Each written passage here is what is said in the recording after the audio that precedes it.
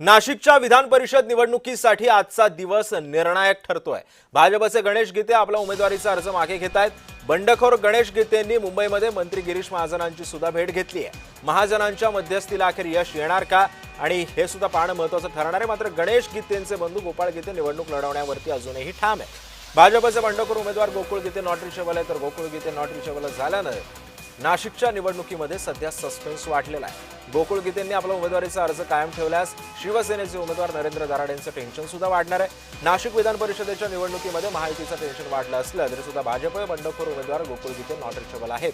गणेश गीते आज मंत्री गिरीश महाजनांच्या आदेशानंतर माघार घेणार असले तरी सुद्धा गोकुळ गीते पात्र निवडणुकीच्या रिंगणात मात्र कायम राहणार का याकडे सध्या सर्वांचं लक्ष लागलं आहे।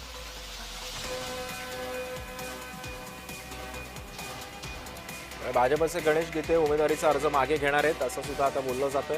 मंत्री गिरीश महाजनांच्या भेटीच्या वेळी हा सगळा सस्पेन्स जो आहे तो अजूनही कायम आहे।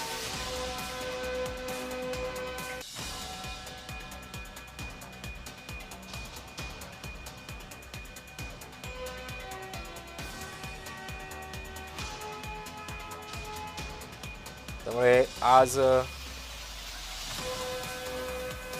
गोकुळ गीते नॉट रिचेबल आहेत आणि या सगळ्या संदर्भामध्ये अधिक माहिती जाणून घेऊयात। माझा सहकारी किरण गोटूर सध्या आपल्या सोबत आहेत। किरण, आपण बघतोय की गणेश गीते उमेदवारीचा अर्ज मागे घेणार आहेत, मात्र ते नॉट रिचेबल आहेत, मात्र सस्पेन्स अजूनही कायम आहे नाशिकमध्ये विधान परिषदेच्या निवडणुकीमध्ये। काय माहिती आहे? सिद्धेश, कालपासून गणेश गीते मुंबईमध्ये होते। मुंबईमध्ये गिरीश महाजन असतील, मुख्यमंत्री देवेंद्र फडणवीस या दोघांशीही गणेश गीते यांनी चर्चा केलेली आहे आणि या दोघांच्या आदेशानंतर आज एकूणच गणेश गीते आपली उमेदवारी अर्ज मागे घेतील अशा पद्धतीची माहिती त्यांनी स्वतः दिलेली आहे। पण गणेश गीते यांनी जरी आपला उमेदवारी अर्ज मागे घेणार असले तरी गोकुळ गीते मात्र अद्याप नॉट रिचेबल आहेत। गणेश गीते यांचे बंधू हे गोकुळ गीते यांनी देखील उमेदवारी अर्ज दाखल केलेली होती, त्यांची देखील समजूत काढण्याचा जो प्रयत्न आहे तो सुरू होता, पण आज अचानक त्यांनी नॉट रिचेबल झालेला आहे। दुपारी 3 वाजेपर्यंत अर्ज मागे घेण्याची वेळ आहे। हे दुपारपर्यंत जर गोकुळ गीते मला भेटले किंवा माझा त्यांच्याशी संपर्क झाला तर मी त्यांना अर्ज मागे घ्यायला मी लावेन अशा पद्धतीची प्रतिक्रिया जी आहे ते गणेश गीते यांनी दिलेली आहे। पण अद्याप गोकुळ गीते हे नॉट रिचेबल असल्याचं आपल्याला बघायला मिळतंय आणि त्यामुळे शिवसेनेचं टेन्शन मात्र आता वाढल्याचं एक परिस्थिती नाशिकमध्ये आपल्याला बघायला मिळतोय। त्याच पद्धतीने राष्ट्रवादीकडून हे गोरख बोडके यांनी देखील आपली उमेदवारी अर्ज दाखल केलेली आहे, ते देखील अद्याप मुंबईत आहेत। त्यामुळे राष्ट्रवादी कडनं गोरख बोडके आणि अपक्ष गोकुळ गीते हे दोघांचेही अर्ज अद्याप कायम आहेत।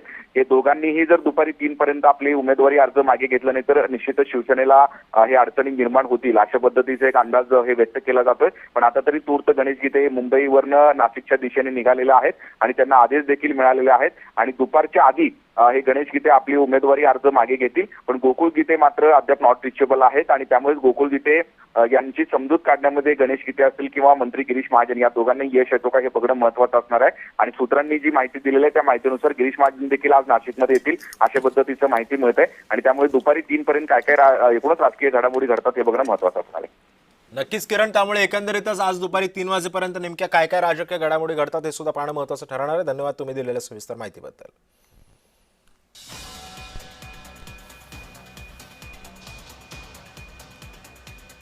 काल जी गिरीश भाऊंशी, मुख्यमंत्री देवेंद्रजी फडणवीसांशी आणि आपले राज्याचे उपमुख्यमंत्री एकनाथ शिंदे साहेबांशी जी चर्चा झाली, आमच्या प्रदेशाचे अध्यक्ष रवींद्रजी चव्हाण जे काही मला 12-12:30ला फोन करून सांगतील मी त्याप्रमाणे त्यांचा आदेश फॉलो करेन। गोकुळ गीते यांची अद्याप माघार झालेली नाही, आपण प्रयत्न करणार आहोत। गोकुळ गीतेंनाही मी भेटणार आहे, ते नॉट रिचेबल आहे, त्यांचा नंबर बंद आहे। मी घरी जाऊन माझी मिसेस आणि मी दोघंही त्याला जाऊन कन्व्हिन्स करून देवेंद्रजींचं आणि गिरीश भाऊंचं बोलणं करून देण्याचा प्रयत्न करणार आहे त्या ठिकाणी आणि निश्चितपणे त्याने माझं ऐकलं तर निश्चितपणे त्याला पण माघार द्यायला